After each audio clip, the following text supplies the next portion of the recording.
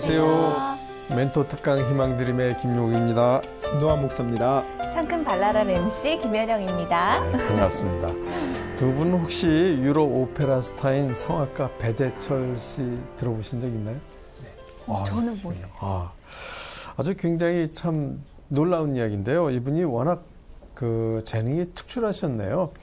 아시아 오페라 역사상 100년에 한 번 나올까 말까한 목소리의 주인공이었다고 그래요. 그러니까 얼마나 뛰어나셨어요. 그런데 이분이 갑작스럽게 갑상선암 수술을 받으셨어요. 목에 가장 치명적일 거. 네, 갑상선암하고 요 후두하고 가깝죠. 그리고 거기에 후두신경, 성대신경이라는 게 있는데 수술하면서 어쩔 수 없이 그 신경이 손상을 받았던 모양이에요. 그래서 그 성악가로서는 아주 치명적인 거죠. 이 목소리가 제대로 안 나오게 돼 있었는데 다시 노래를 부를 수가 없어요, 의학적으로. 그런데 나중에 이분이 천신만고 끝에 성대 수술을 다시 받고 다시 성악가로 활동을 하신다고 그래요. 굉장히 감동적입니다. 그리고 전 의학을 하는 사람으로서 신기해요. 어떻게 됐는지. 하나님 역사하신 거죠. 그 수술 과정에도.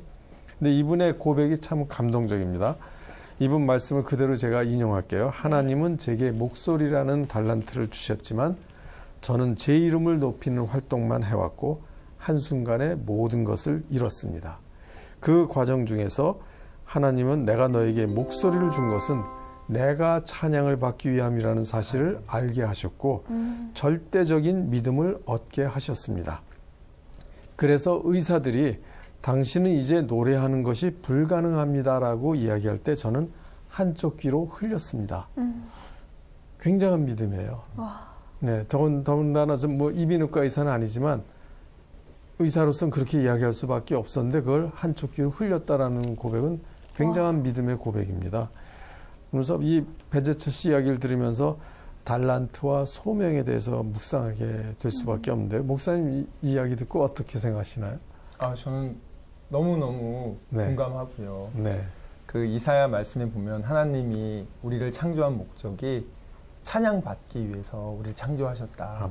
그 말 속에는 인간이 살아가는 의미에 대해서 얘기하신 거거든요. 네. 배재철 씨께서 내가 하나님이 주신 이 달란트를 하나님을 위해 쓰지 않고 내 자신을 높이기 위해서 썼을 때 나는 한순간에 몰락했다.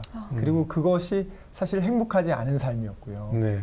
그런데 우리가 고린도전서 6장 20절 말씀에 보면 핏값으로 산바 되었으니 너희 몸을 하나님께 영광으로 돌려라. 아멘.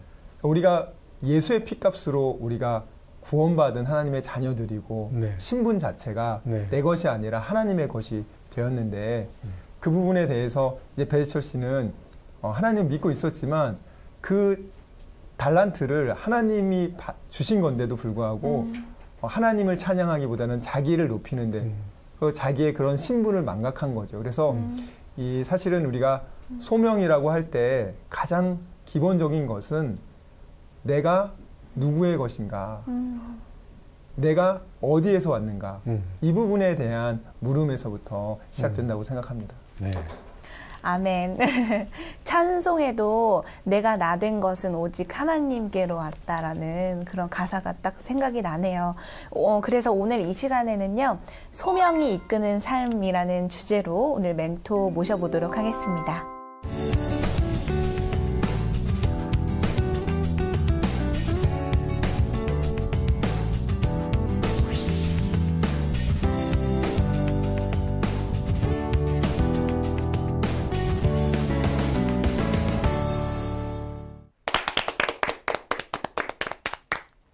안녕하십니까. 나눔교회를 담임하고 있는 조영민 목사입니다. 오늘은 소명에 이끌리는 삶이라고 하는 제목으로 같이 좀 말씀을 나누려고 하는데요.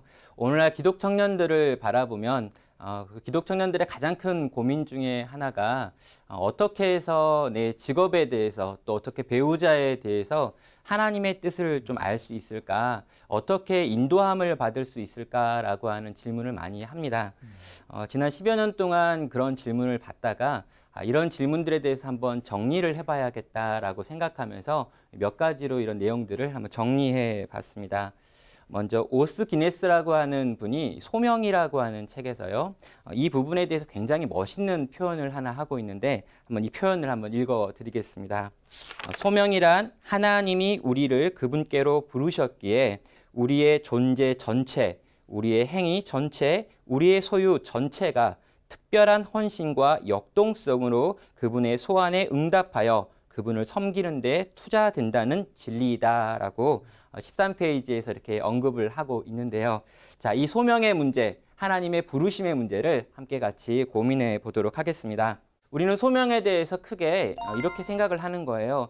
직업을 어떻게 얻으면 될까? 또 배우자를 어떻게 만나면 될까? 라고 하는 건데요. 이런 질문은 신자건 불신자건 다 가지고 있는 질문이기 때문에 우리가 말하는 이 엄격한 의미의 소명 안에 포함되는 건 아니라고 하는 것입니다. 또 우리가 우리에게 맡겨진 삶을 열심히 살아야 된다라고 하는 말 역시 신자건 불신자건 동일하게 이렇게 해당되어지는 부분이기 때문에 역시 우리가 말하는 이 정관사가 붙어있는 소명의 영역은 아니다라고 할 수 있습니다. 그렇다면 우리가 직업이나 배우자를 찾는 것, 이것도 아니고 또 열심히 살아라라고 하는 것도 소명이 아니라면 과연 이 더 콜, 이 소명은 무엇이냐라고 물어봐야 되겠죠. 자, 소명에 대해서 일단 한 가지로만 생각하니까 문제가 발생하는 것 같습니다. 소명은요, 한 3가지 종류로 나눠서 볼 수 있는데요. 이 성경에 나와 있는 표현들, 그리고 또 우리가 일상적으로 사용되는 표현들에서 소명을 정리하면 이렇게 3가지로 한번 정리해 볼 수 있을 것 같습니다. 첫째는 하나님께서 하나님의 백성을 부르신다라고 하는 의미에서 신자로의 부르심입니다. 이걸 첫 번째 소명이라고 부르는 거죠. 신자로 우리를 부르셨다라고 하는 거죠. 두 번째 이 소명은 하나님께서 하나님 나라 백성에게 하나님 나라 백성처럼 살기를 원하신다라고 하는 신자로서의 삶으로의 부르심이라고 하는 두 번째 부르심이 있습니다. 그리고 우리가 세 번째, 가장 익히 듣고 또 생각하는 부분인데요. 하나님께서 하나님의 백성들에게 이러이러한 일들과 이러이러한 배우자를 만나도록 인도하신다, 이끄신다라고 하는 의미에서 세 번째 부르심, 세 번째 소명, 직업적 소명이라고 불려지는 소명도 있다라고 하는 것입니다. 자, 이 3가지를 가지고 하나하나 좀 생각을 해보고 고민을 해볼 수 있을 것 같은데요. 먼저 가장 중요하다라고 하는 우선순위를 생각해 보면은요. 우리는 이 신자로서의 부르심이라고 하는 이것이 가장 중요한 1차적 부르심입니다. 그래서 내가 정말 하나님 나라 백성인가? 내가 정말 예수 그리스도를 온전히 믿는 사람인가? 내가 영원한 생명을 얻은 사람인가라고 하는 질문을 가장 먼저 던져봐야 되는 거고요. 그거에 대한 엄격한 좀 과정을 거쳐서 나를 신자로 부르셨구나라고 하는 1차적 부르심에 대한 소명이 분명해야 되는 부분이 있습니다. 그리고 이렇게 1차적 부르심이 분명하다면 이 부르심에서 나오는 것이 2차적인 부르심이죠. 하나님께서는 하나님 나라 백성들을요, 하나님의 나라를 섬기고 또 그 나라의 아름다운 덕을 선전하기 위해서 부르셨다라고 말씀하고 계시기 때문입니다. 내가 신자라면 내가 신자로서 내가 함께 속해 있는 주님의 몸된 교회 공동체를 또 내 주변에 있는 하나님을 믿지 않는 자들에게 어떠한 종류의 메시지를 증거하는 삶을 살 것인가라고 하는 이 신자가 신자로서 살게 하는 이 삶으로의 부르심이 있다라고 하는 것입니다.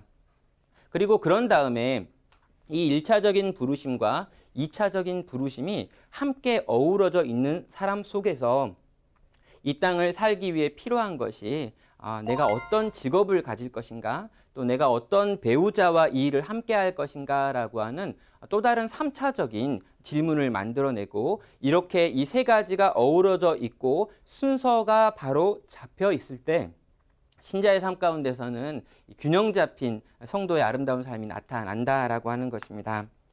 자, 이렇게만 정리를 하면 이제 문제가 되는 게 많은 청년들이 실제로 가장 궁금한 건 이 3차적 부르심이라는 겁니다. 물론 1차적, 2차적 부르심이 너무너무 중요하다라는 걸 이야기하지만 대부분의 청년들은 어떻게 내가 배우자를 고를 수 있습니까? 또 어떤 것이 내가 해야 될 직업입니까? 라고 물어보는데요. 이런 물음에 대해서도 청년 사역을 하면서 대답할 말을 좀 생각해보고 정리해 봤는데요. 성경에 나와 있지는 않지만 제가 보고 또 생각하기로는 한 3가지 정도 기준을 가지고 자기의 직업적 소명을 좀 확인해도 좋겠다라는 생각을 갖게 되었습니다. 첫째는 그것을 정말 좋아하느냐라고 하는 질문입니다. 저는 말씀 보고 말씀을 가르치는 걸 좋아하고요. 또 그래서 제가 이 일을 할 때 많은 어떤 결과가 있다라고 생각을 하는데, 동일한 원리로 자기도 자기를 좀 이렇게 봐야 한다는 것입니다. 자기를 찬찬히 이 청년의 때 살펴보면서 내가 무엇을 좋아하는가, 내가 무엇을 할 때 내 심장이 이렇게 두근거리는지를 끊임없이 한번 물어보라는 거죠. 그래서 내가 이것을 할 때 정말 행복하다면, 즐겁다면 저는 그 일이 하나님이 부르신 일일 가능성이 높다라고 생각을 합니다. 또 2번째는요, 정말 그 일을 잘할 수 있느냐라고 하는 질문도 해봐야겠죠. 저는 수학 성적이 굉장히 안 좋았습니다. 초등학교 5학년 때부터 제 수학 성적이 안 좋았는데요. 그 뒤로 한 번도 좋았던 적이 없어요.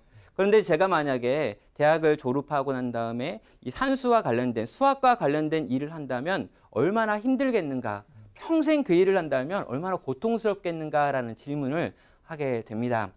저는요, 정말 내가 이 일에 있어서 평생을 해야 된다라고 생각이 되어진다면 20살이 되기 전에, 30살이 되기 전에도 이 일에 대해서 어느 정도의 실력과 어느 정도의 어떤 역량을 드러냈을 거다라는 생각을 갖는 것이죠. 그래서 내가 그 일에 대해서 잘하는가라고 하는 질문 역시 직업 선택에 굉장히 중요한 부르심의 한 방법이다라고 생각을 합니다. 마지막 3번째인데요. 이 부분은 어느 부분을 생각할 때 가슴이 아픈가라고 하는 질문도 가능할 것 같습니다. 정말 내가 이 영역만 바라보면, 또 이 이야기만 들으면 가슴이 아프다. 정말 이 부분을 내가 돕고 싶다. 이 부분은 내가 정말 고쳐내고 싶다라고 하는 이 가슴에 저리는 부분이 있다면 이건 역시 하나님께서 우리의 인생을 부르시는 한 영역의 방법이 아닌가, 콜링이 아닌가 저는 생각을 한다는 것입니다. 이 3가지가 함께 잘 어우러져 있다면 정말 좋겠죠. 내가 정말 좋아하는데 또 그것을 잘하기도 하고 또 그 영역에 대한 아픔도 있다면 정말 하나님 날 부르셨다라고 하는 확신을 가지고 그 영역 가운데 뛰어들어 보는 것이 좋겠다라고 저는 생각을 하는 것입니다. 그러나 이 3가지가 뭐 다 같이 있지 않다 할지라도요, 뭐 2가지가 겹친다거나 1가지가 특출나거나 한다 할지라도 저는 그 영역 가운데 들어가서 애써보고 수고해보는 삶을 사셨으면 좋겠다라고 권면하고 있습니다. 제가 생각하기에 많은 청년들은요, 물어봅니다. 하나님, 정말 내가 이것을 해야 합니까? 하나님, 정말 내가 이걸 꼭 해야 될까요? 이렇게 물어보는 거예요. 근데 이렇게 물어보는데 너무 많은 시간을 보내버립니다. 그리고 하늘에서 무슨 소리가 들린다거나 또 어떤 막 꿈속에서 환상을 본다거나 이래가지고 내가 내 인생의 어떤 가야 될 길을 하나님께서 명시적으로 보여줄 거다라고 생각하시는 분들이 많은데요. 그렇게 오래 기다리시는 것보다 저는 열심히 내가 나를 바라보고 또 내가 가야 될 길들에 대해서 찾아보고 그런 다음에 그 길에 뛰어들어가서 애쓰는 이 과정 속에서 하나님의 명시적인 부르심도 함께 경험할 수 있을 거다라고 생각을 하는 것입니다. 한 3가지 했던 이야기들을 좀 정리해 보면 이렇습니다. 정말로 내가 신자인가라고 하는 부분을 잘 좀 정리해 봤으면 좋겠습니다. 정말 내가 어떤 사람인지, 그리고 나를 향한 하나님의 부르심이 어떤 것인지, 내 안에 정말 그리스도를 사랑하는 마음이 있는지, 천국에 대한 소망이 있는지, 오늘 죽어도 내가 하나님 나라 갈 거라고 하는 확신이 있는지에 대해서 잘 물어보는 1차적인 부르심에 대해서 잘 검토하시는 이 청년의 때가 되셨으면 좋겠고요. 또 이 청년의 때 이 부르심이 확인되어졌다면 이 부르심을 고백하는 사람들, 이 신자의 그룹들 가운데 들어가서 정말 주님의 몸된 교회 공동체 안에서 서로가 서로를 발견해 가고요. 또 어떤 사람이 믿고 있는 이 하나님, 또 이 사람이 믿고 있는 하나님 속에서 하나님을 풍성히 맛보면서 주님의 몸인 교회를 섬기고요. 또 우리가 이 복음으로 말미암아 살았다면 이 살게 된 복음을 또 열심히 증거하는 삶들 역시 한번 살아보셨으면 좋겠습니다. 이게 신자로서의 삶으로의 부르심이죠. 그리고 우리가 이 청년의 때 자기를 잘 관찰하고요. 하나님의 뜻을 구하면서 인생의 배우자나 또 인생의 진로와 관련하여 가지고 정말 내가 뭘 좋아하는지 또 뭘 잘하는지 또 그 영역만 생각하면 고통스러운 자리가 어떤 자리인지를 잘 보면서 믿음으로 발걸음을 옮기고요. 또 이것이 정말 내 삶 가운데 성취되게 하기 위해서 이 청년의 때를 정말 준비하는데 정말 애쓰는데 써보시는 여러분이 되시면 얼마나 좋을까라는 생각을 갖게 됩니다. 예, 정말 하나님께서 여러분의 인생 가운데 함께 하실 것입니다. 그리고 여러분을 지키실 것이고요. 돌보실 것입니다. 이것을 믿는 믿음이 있다면요. 우리는 이 청년의 때를 모험하며 앞으로 달려갈 수 있을 거라고 저는 확신합니다. 여러분 사랑하고 축복합니다. 감사합니다.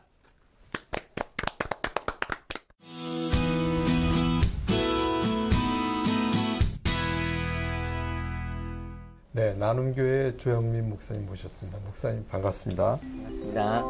그냥 일반인들이 얘기하는 소명하면 내가 직업을 뭘 가졌냐, 내가 뭘 추구해야 되냐, 누구를 만나나 이런 거지만 하나님이 부르시는 진정한 소명이 무엇인가 늘 생각해야 되는 과제를 오늘 목사님 잘 정리해서 말씀해 주셨습니다. 감사합니다. 근데 그 부르심이라는 게 꼭 청년들에게만 있는 게 아니라 장년, 노년에도 늘 부르심이 있잖아요. 그렇죠? 그럼 그 목사님께서는 지금 어떤 부르심에 응답하고 사역하고 계신지 말씀을 해주십시오. 저는 그 30대를 하나님께 정말 청년들과 함께 보내고 싶다라고 네. 기도했었고요. 네. 하나님께서 이 30대 전체를 청년들과 이렇게 함께 사역할 수 있는 교회들로 이렇게 불러주셨습니다. 네. 그리고 이제 작년에 이제 하나님께서 39이어가지고 네. 끝났구나 이런 생각이 들어서 하나님 다음 부르심을 이제 구합니다라고 기도하기 시작했었는데요.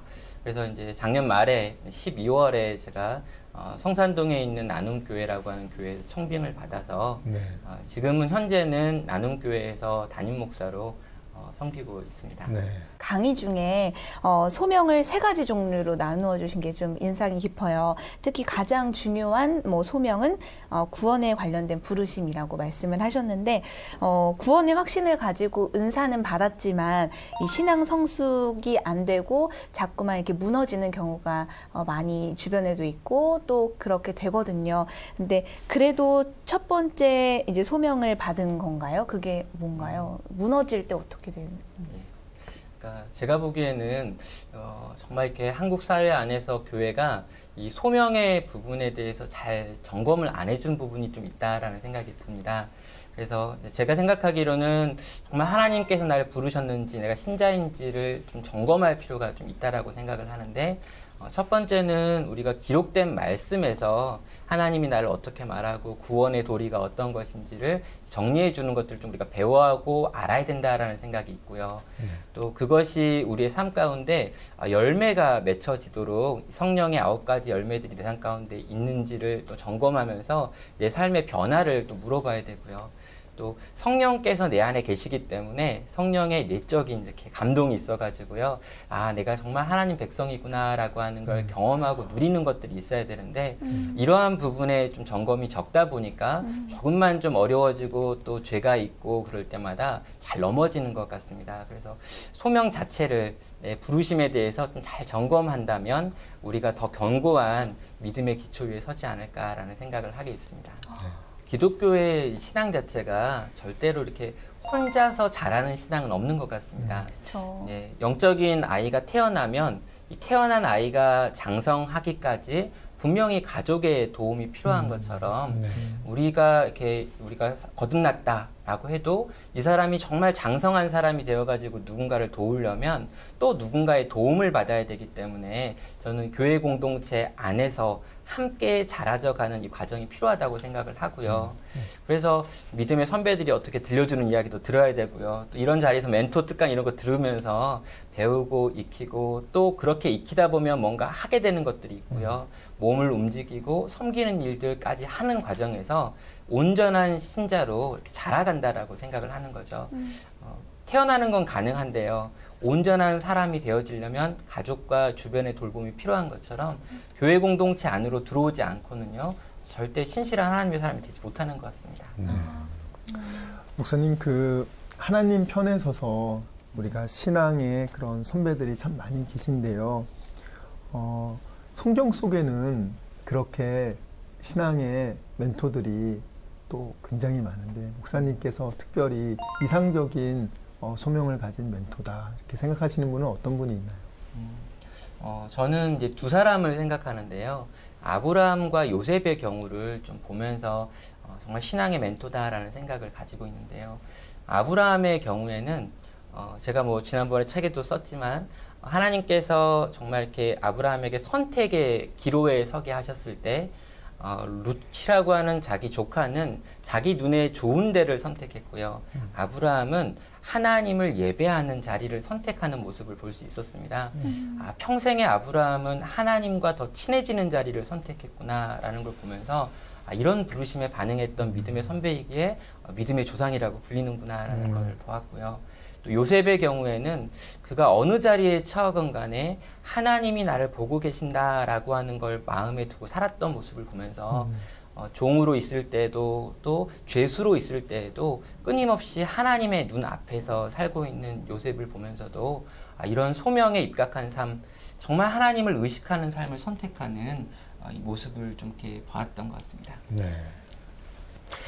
우리 신앙생활을 하면서 보면 하나님께 많은 은사를 받았는데 그 명예도 다 가지신 분들이 갑자기 어떤 부도덕한 행위라든지 이런 것 때문에 세상에 손가락질을 받고 추락하기도 하고 이제 그런 일을 보면서 우리가 참 안타까워도 하고 혹시 우리의 자신의 신앙생활에서 그런 일이 없도록 경계를 해야 되겠다. 이런 또 경계심도 갖게 됩니다. 저는 성경에서 삼손을 보면 그 하나님께서 정해주시고 많은 걸 갖췄고 용맹스럽고 정말 그 힘이 상상할 수 없는 장사였는데 하나님 편에 서지 않아서 몰락하지 않았습니까? 우리에게 어떤 교훈을 우리가 받아야 될까요? 그런 분을 통해서? 예. 저는 삼손을 보면 굉장히 이제 가장 많은 은사를 받았는데 네. 가장 비참했던 한 사사로 이렇게 보여지거든요. 네. 어떤 부분이냐면 이제 이 삼손이 1000명의 블레셋 사람들을 때려 죽였던 그 엄청난 승리를 경험하고 있는데요. 이 경험한 다음에 삼손이 하나님께 부르짖는 게 뭐냐면 에낙고레라고 해가지고 부르짖는 자의 샘이다라고 이렇게 부르짖는 부분이 있습니다. 그러면서 하는 말이 마실 물이 없어서 목말라 죽겠다라고 하는 거죠. 저는 이 장면 보면서 삼손의 고뇌를 좀 봤던데요. 삼손이 실제로 1000명을 때려 죽이는 장면에서 이스라엘 군대 3000명이 함께하고 있습니다. 근데 한 명도 이스라엘 군대가 이 삼손에게 물을 갖다 주지 않는다는 거죠. 삼손이 철저하게 공동체로부터 분리되어져서 가장 큰 은사를 가졌지만 공동체가 없는 사람의 비참한 모습을 보여주고 있는 모습이 그 모습이다라는 생각도 있고요. 또 하나는 그가 공동체가 없었기 때문에 유혹에 대해서 취약했다는 것이죠. 주변에서 이런 유혹이 다가올 때 지켜주고 막아줄 만한 사람들이 있었더라면 삼손이 거기까지 갔을까라는 생각이 들고요. 또 그렇게 유혹이 다가오고 또 이 유혹의 배후에 사단이 역사하고 있기 때문에 결국에 가장 탁월한 은사를 가졌지만 가장 비참한 모양까지 전락했던 인물이 되지 않았나라는 생각을 하게 되는 것 같습니다. 그만큼 공동체가 중요하다는 건가요? 예, 공동체가 있어야 됐다는 거죠.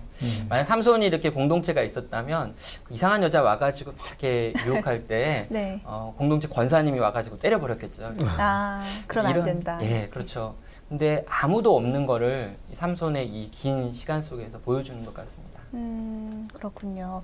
이 많은 사람들이 우리가 기독교인이다라고 시인을 했을 때 이제 하나님을 믿지 않는 사람들도 이제 기독교인이라고 하면서 저희가 작은 실수들을 이제 반복하면 그때야 기독교인인데 왜 저래? 라고 손가락질을 하잖아요. 그런 건 또 왜 그런 걸까요? 저는 이제 두 가지 생각할 수 있는데요. 세상이 아직도 우리를 바라보면서 뭔가 비난을 한다는 거는 아직은 그래도 기독교인들에 대해서 기대가 남아있기 때문인가라는 생각을 합니다. 기대가 아직은 이만큼 있으니까 이만큼의 못 미친다고 뭐라고 하는 거기 때문에 감사한 것 같아요. 어느 땐가는 이제 기독교인이 무슨 문제를 일으켜도 아무도 뭐 이렇게 말하지 않는다면 더 이상 아무런 기대도 교회에게 없구나. 그리스도인들에게 없구나라는 생각을 하게 되는 것 같고요. 또 하나는 세상은 기본적으로 참된 하나님의 백성들을 좀 미워하는 마음을 갖고 있는 것 같아요. 정말 그리스도인이 그리스도인의 삶을 살면 너무 빛나니까요. 그 빛 때문에 세상이 가지고 있는 어둠이 들통나고요. 그렇게 들통나는 자기를 보면서 이 빛의 근원인 그리스도인을 공격함으로 자기의 어둠을 밝히고 싶지 않은 세상에 정서, 보편적인 정서가 있지 않을까라는 생각을 하게 됩니다. 네. 예. 그 로마서에 보면 의인은 고난이 많다고 네. 정말 목사님 말씀 맞으신 것 같고요. 네. 목사님 우리가 소명을 받고 또 하나님의 큰 은혜를 받았고 또 사역도 잘 할 수 있지만 때로는 또 연약한 인간이다 보니까 또 다윗처럼 넘어질 때도 있고 흔들릴 때도 있고 교만할 때도 있고 또 너무 또 잘 나가다 보면 바쁘다고 어려울 때는 막 기도를 열심히 하셨던 분이 바쁘다고 교회 공동체를 섬기지 못할 때도 또 많고 오히려 또 돈이 또 많아지니까 세상의 유혹에 넘어질 때도 많은데요. 그렇다고 소망이 없는 것은 아니죠, 목사님? 네, 저는 소망은 항상 있다라고 생각하고요. 우리 하나님 자체가 소망이시라고 믿고 있습니다. 아멘. 저는 삼손 이야기 아까 했으니까요. 삼손이 가장 비참해져 있을 때는 실제로 두 눈이 뽑히고요. 지하의 감옥에 갇혀서 맷돌을 돌리는 신세가 되는 거기가 가장 비참한 삼손의 모습인데요. 저는 그 사사기 그 부분에서 가장 감동적인 부분이 삼손이 어느 날 머리를 이렇게 만졌는데 머리털이 잡히더라라고 하는 표현이 있다는 것입니다. 하나님 은혜가 다 떠나버린 줄 알았는데 하나님 은혜가 다시는 임하지 않을 줄 알았는데 머리털이 잡힌다. 그걸 왜 성경에 기록했을까? 삼손은 그 와중에도 하나님 은혜가 다시 내게 찾아왔구나라는 걸 깨달았고요. 그래서 삼손이 그 뒤에 나오는 위대한 기도를 하고요. 마지막 생명을 던져가지고 블레셋과 싸우는 마지막 전쟁을 할 수 있었던 힘이 거기서 나왔다고 생각을 합니다. 아무리 무너져도요. 아무리 이렇게 낙심되어지는 상황까지 간다고 할지라도요.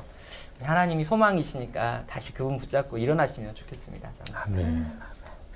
목사님, 우리 소명에서 핵심적인 두 가지 소명을 확인한 다음에 예. 이제 세 번째 부르심인 직업적 소명. 근데 일반적으로 세상적으로는 직업적 소명이라고 내세우지만 돈 많이 벌고 명성이 있고 안정되고 이런 걸 생각하지만 사실은 그런 생각보다는 과연 내가 이거 잘할 수 있는가, 내가 좋아하는가 이런 걸 생각하면서 택하라고 하셨는데요. 결국은 그 소명의 목표가 달라서 이런 생각, 사고방식에 접근하는 길이 달라지는 거겠죠? 네, 맞습니다.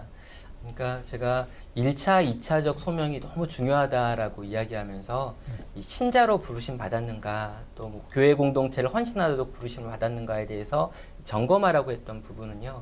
이 부분이 점검이 안 된다면 이 마지막 세 번째 이 소명의 찾기 방식 자체가 다 그냥 자기의 이익을 위해서 하는 것이 돼버리기 때문이죠.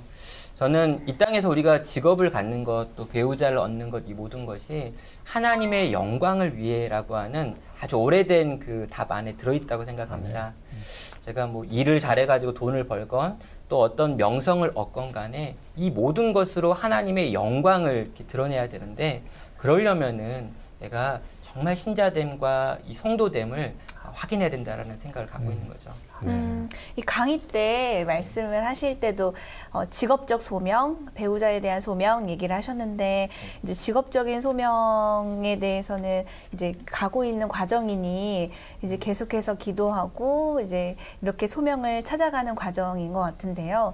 저한테는 개인적으로 가장 또 중요한 게 배우자에 대한 소명이 아닐까라고 생각을 해봐요. 아직은 결혼을 안 했으니 또 가장 중요한 게 배우자일 텐데 말씀은 아직 안 해주셨어요. 그래서 좀 여쭙고 싶어요. 이제 같이 하나님의 영광을 드러낼 수 있는 사람을 만나는 게 소명인 건가요? 아니면 좀 더 구체적으로 말씀해 주신다면 어떤 게 있을까요? 이렇게 구체적으로 말하면 막 리스트 이런 걸 뽑아가지고 10개를 뽑아가지고 해주세요. 기도해봐라 이렇게 하시는데 제가 생각하는 그 배우자로서의 부르심은요.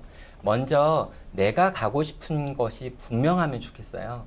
내가 달려가고 내가 살아갈 길이 분명하게 좀 정해졌을 때 이 길을 함께 달려갈 사람을 찾았으면 좋겠다라는 생각이 있습니다. 저는 이렇게 청년들이 연애하겠다고 이렇게 데리고 오는데요. 보면 자기도 뭐 할지 안 정해놓고 같이 달릴 사람을 정해가지고 오는 거예요.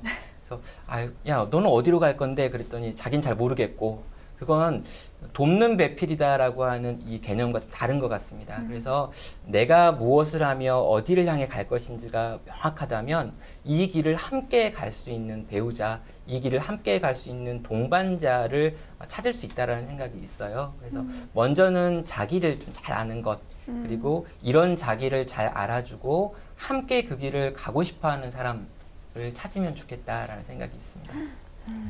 목사님께서는 청년 사역을 또 내수동교회 또 분당우리교회 이렇게 10년을 하시면서 얼마 전부터는 이제 또 나눔교회에서 담임 목회를 이제 시작하시고 있는데요. 목사님의 그런 사역 여정도 또 하나님의 부르심과 또 그 부르심에 대한 반응한 과정이었다고 생각하는데요. 목사님 그 전공을 철학을 하셨더라고요. 어떻게 이 목회 자리까지 이렇게 오시게 되셨나요?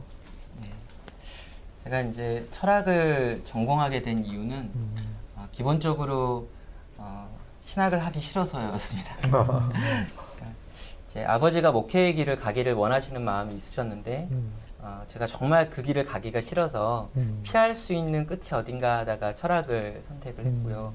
그리고 이제 철학을 선택한 다음에 한 1, 2년 정도 좀 방황하는 시간들, 교회를 그만 다니는 시간들을 보냈었고요. 그런 과정 속에서 이제 어떤 선교단체가 만든 불신자 수련회에 제가 이렇게 초청을 받아서 불신자로 제가 갔었는데요.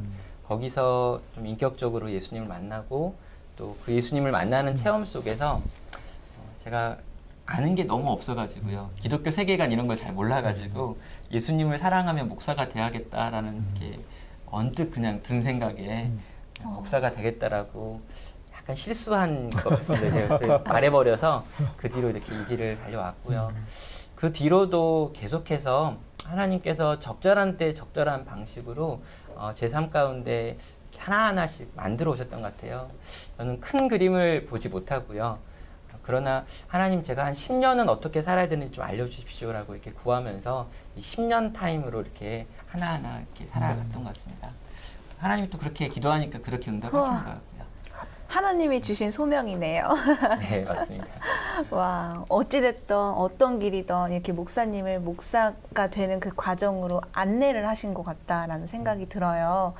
그 많은 청년들과 그리고 청년 사역자들에게 그래서 정말 목사님이 멘토가 되어 주실 것 같아요. 이렇게 처음부터 계획이었던 게 아니라 나의 꿈 또한 하나님이 이렇게 돌아왔지만 이런 인도를 해주신 과정 속에서 많은 청년들에게도 귀감이 되었을 것 같은데요.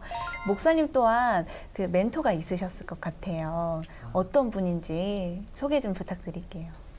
저는 이렇게 제가 이렇게 말씀드리면 또 여기 지목을 안 당하시는 분들은 또 이렇게 삐지실 수 있는데 저는 제가 처음 이제 그 예수님을 믿게 되었던 그 선교단체 간사님이 좀 떠오르고요.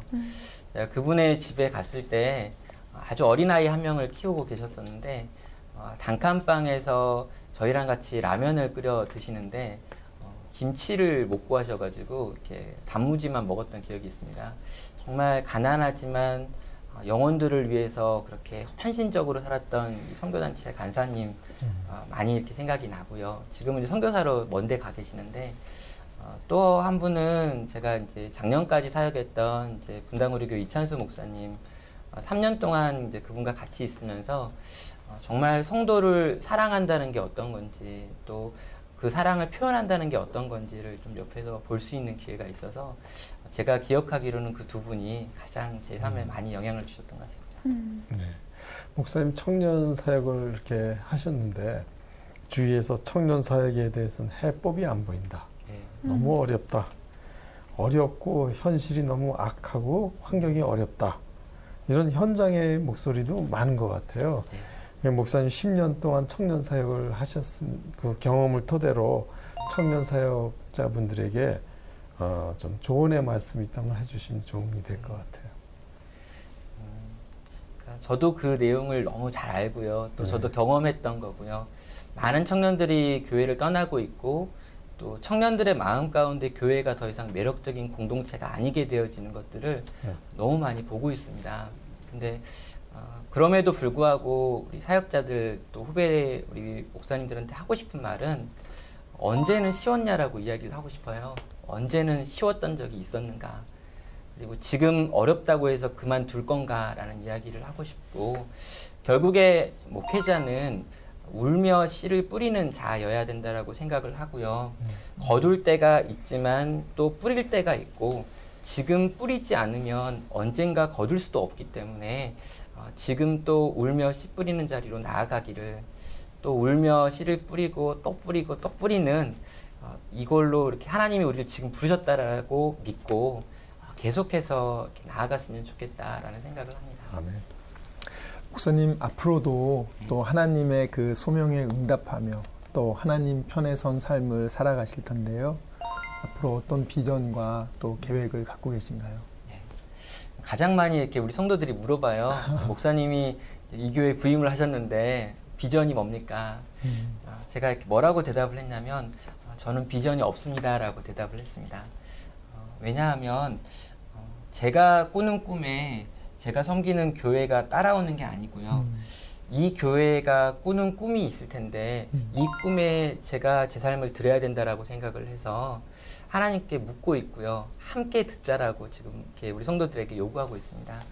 함께 꿈꾸기 원하고 함께 하나님이 주시는 마음이 무엇인지 찾고, 그리고 찾아진 이 공동체의 꿈에 내가 헌신하겠습니다라고 이야기를 했습니다. 저는 그런 것 같아요. 내가 꾸는 꿈이 아니고 하나님이 이 공동체에게 꾸게 하시는 꿈이 있을 거라고 믿고요. 그 꿈에 제 삶을 드려야지라고 좀 생각하면서 하나님께 물어보고 있는 중에 있습니다. 아, 그렇군요.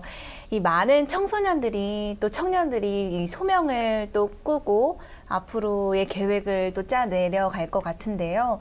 거기에서 부모나 아니면 이 교사의 역할이 참 중요할 것 같아요. 그래서 목사님께서 이 부모나 교사분들에게 한마디 해주신다면 어떤 역할이어야 된다라고 한마디 좀 부탁드릴게요. 저는 모든 어른들이 다 동일한데요. 기대하고 기다려 주었으면 좋겠습니다. 하나님께서 아브라함을 제대로 된 사람 만드시는데 40년을 썼고요. 또 이스라엘 백성을 제대로 된 백성으로 만드시는데 또 40년을 썼고요.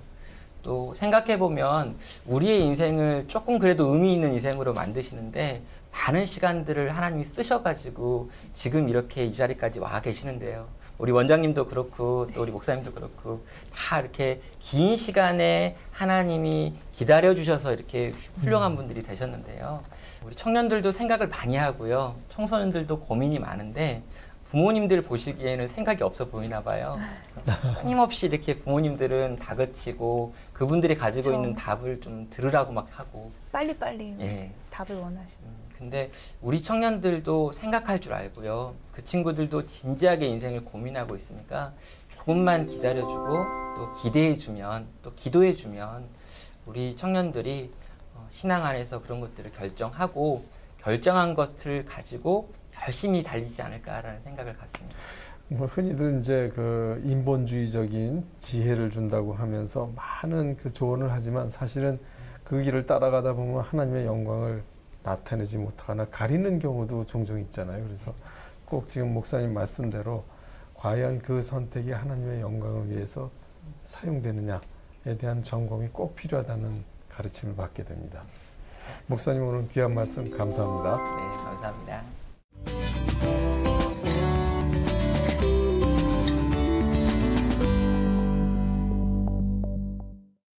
이 시간은 성경 안에 있는 불변하는 건강규례에 대해 의학적으로 풀어보는 시간입니다.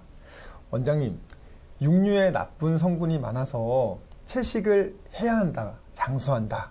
특히 성장기를 지난 성인들은 채식 위주로 식사를 해야 한다고 많이 알려졌는데요. 네.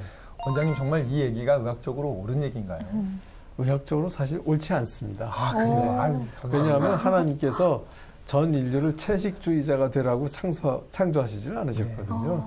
하나님께서 이 허락하신 모든 음식을 다 즐기고 하나님께서 허락하셨는데 너희들 채식만 해라 이렇게 얘기하신 적이 없잖아요. 네. 물론 채식도 유익한 점이 많죠. 근데 흔히들 얘기하는 게 육류에 나쁜 성분이 많아서 나중에 뭐 암이 생기고 성인병이 생긴다라는 건 굉장히 단편적인 얘기고요. 그렇게 따지면 채식에도 많은 공해물질이 있기 때문에 똑같은 위험이 있거든요.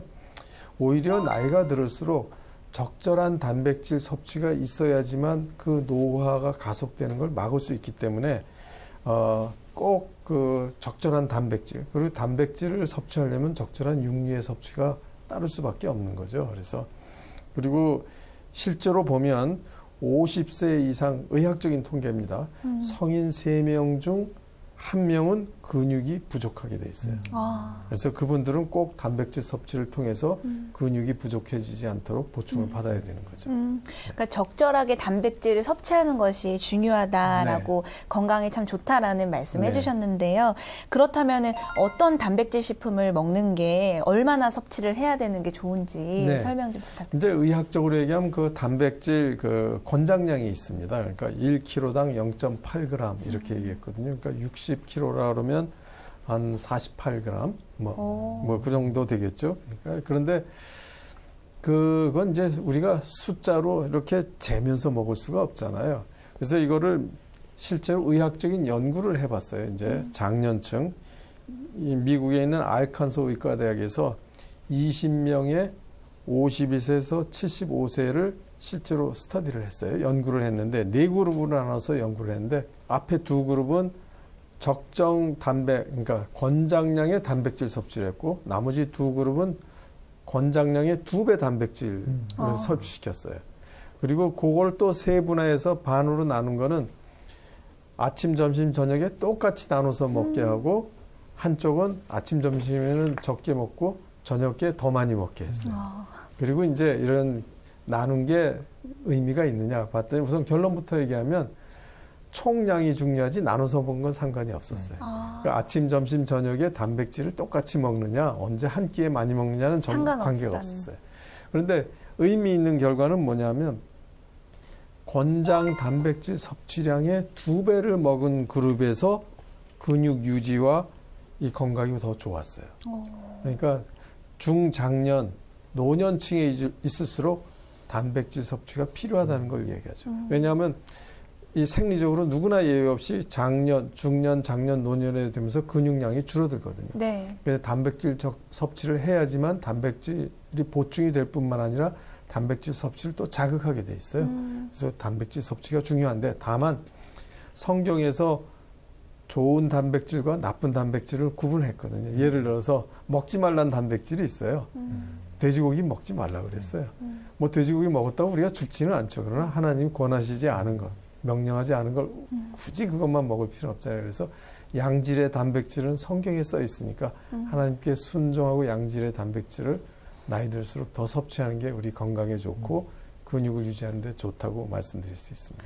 아마도 방송 보는 분들이 이 네. 나이가 들수록 단백질 섭취를 조금 더 늘려야 된다라는 말은 네. 처음 듣는 분들도 많으실 것 같아서요. 네. 아주 유익한 정보가 될 것 같아요. 그래서 하나님이 주신 그 양질의 단백질은 이제 골고루 적절하게 섭취를 하는 것이 중요하다라는 말씀 얻었습니다. 감사합니다. 네. 감사합니다. 네, 이 시간에는 소명이 이끄는 삶이라는 주제로 조영민 목사님과 이야기를 나눠봤습니다. 저는 여러 가지 이야기 중에서도 제일 마지막 부분에 이야기하신 기다림이 필요하다. 우리가 소명을 하나님께서 응답을 얻을 때 즉시 묻자마자 무슨 자판기 나오듯이 하나님이 답이다 이렇게 주시는 게 아니라 때로는 우리가 꾸준히 기도하고 살면서 하나님께서 깨달음을 줄 때가 있는데 내 삶이 너무 조급하지 않았는가, 우리의 삶이 그런 게 없었는가 하는 걸 또 한번 돌아보게 됐습니다. 오늘 목사님 어떠셨나요? 예, 사실은 예수님을 구원자로만 알고 내 삶의 주인은 나고 나는 천국 가기 위해 예수님을 도우미로 구원자 정도로만 인식하는 거죠. 사실은 소명이란 것은 예수님이 내 삶의 주인님이십니다. 아멘. 내가 그분의 피값으로 내가 죄값을 그분이 갚아주신 나는 그분의 소유가 된 예수님이 내 삶의 전부고 주인이십니다. 아멘. 나의 시간과 나의 모든 돈과 나의 생명도 모두 다 주님의 것입니다. 아멘. 이러한 부분이 선행되지 않으면 우리가 사실은 직업을 선택하거나 무엇을 할 때 사실은 우리의 정욕이 먼저 가서 하나님의 온전한 뜻을 이루지 못하고 우리가 서두에서 배재철 그 성악가 분처럼 네. 그렇게 좋은 재능을 줘도 하나님을 위한 찬양을 하는 게 아니라 나의 정욕과 야망과 영광을 위해서만 하다 보니까 결국 그 인생이 가장 불행한 인생이었고요. 또 삼손도 그렇게 해서 몰락하게 됐고요. 그래서 가장 중요한 건 이건 내 것이 아니라 하나님의 것이고 나 자체가 예수의 피값으로 내가 주님의 것이구나. 내가 주님의 것으로 그렇게 인정하고 예수님께 붙어 있을 때 그게 가장 행복한 삶이라는 것을 먼저 바로 깨닫고 또 교육시켜 주셨으면 좋겠습니다. 아멘. 네. 하나님이 주신 그런 소명들을 차근차근 하나씩 알아가면서 그러면서 좀 살아나가면 더 올바른 삶이 되지 않을까라는 생각을 한번 더 해봤어요. 네. 네. 네, 감사합니다. 정말 우리나라가 예를 들어서 국방이 튼튼하려면 군인들의 그 질서가 뚜렷해야지 되잖아요. 하나님의 우리 십자가 군사인데 내 뜻대로 하겠습니다. 그러면 군사 역할을 할 수가 없잖아요. 명령을 받아서 그대로 수행하는 게 소명인데 때로는 우리의 생각을 마치 소명인 것처럼 착각하면 안 되겠다는 경계심을 갖게 됩니다. 네.